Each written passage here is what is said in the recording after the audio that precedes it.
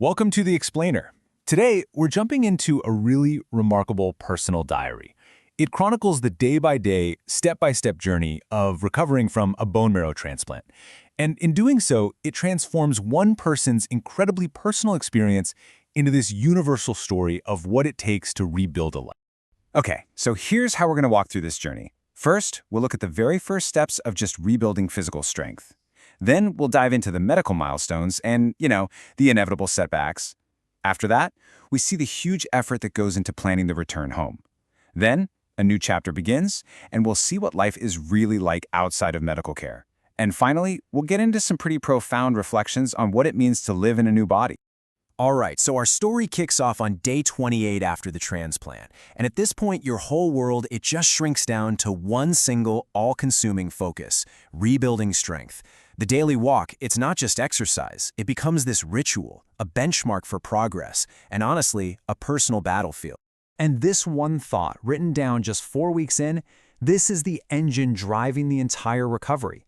It's that deep, human desire to get your life back, the one that was just put on hold. And that desire, it fuels every single difficult step forward. And you can see right here how progress gets measured, almost like a science experiment. Our diarist is meticulously tracking every single walk, turning what looks like simple data into these incredibly personal benchmarks. Every kilometer, every tiny little uptick in speed.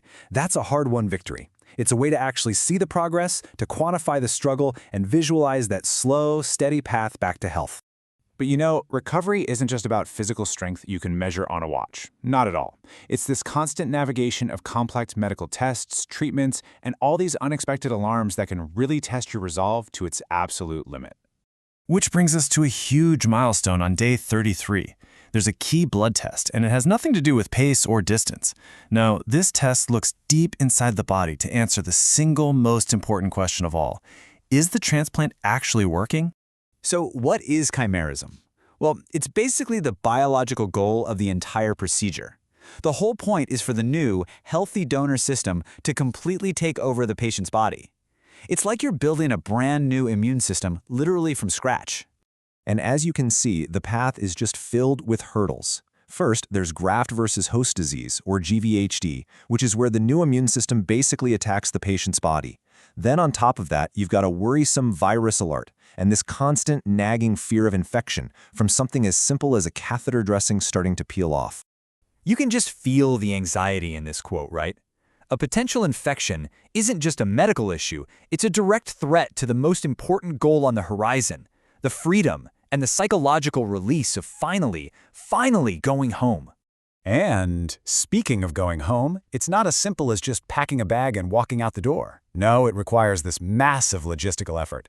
You have to plan every single detail to make sure the transition back to living on your own is safe. And this checklist just illustrates the practical side of it all perfectly. This isn't just a to-do list, it's a massive project. You're coordinating with social services, you're hiring professional cleaners to create a sterile environment, and you're even thinking about the small things like getting the car battery charged after it's been sitting for months. It is a total life reset. So on day 47, the moment finally arrives. He's home. But leaving that structured, supportive bubble of the recovery residence, well, that marks the beginning of a totally different and in some ways much more challenging phase. Freedom, it turns out, has a cost. On the day before moving, even though it's physically exhausting, the simple act of carrying his own bags and doing his own laundry becomes this source of just profound satisfaction. It's that feeling of reclaiming control, one small task at a time, that brings this incredible sense of peace.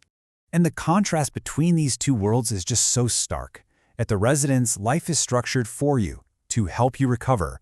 But at home, that newfound freedom comes with this heavy weight of new responsibilities. You have to cook with strict dietary limits, you have to maintain a sterile environment, and you're fighting this constant deep fatigue. And this note from day 50 really highlights a surprising reality. You'd think being home means more time to focus on recovery, right? But the sheer effort of daily living, making meals, doing chores, just climbing stairs, it leaves almost no time or energy for the structured exercise that defined the earlier part of his recovery. Just surviving the day becomes the workout. So finally, living in this new reality, outside the bubble of the hospital, it prompts these deeper reflections on what recovery really is, and on the very makeup of the body itself. Wow, this is such a powerful realization, and it comes on the 2-year anniversary of his very first symptoms. Getting home isn't the finish line. It's just the start of the next phase of the marathon, a recovery that's going to go on for many more months, if not years. And this is a fascinating insight that emerges from the diary. Recovery isn't just about regaining old strength or getting back to who you were.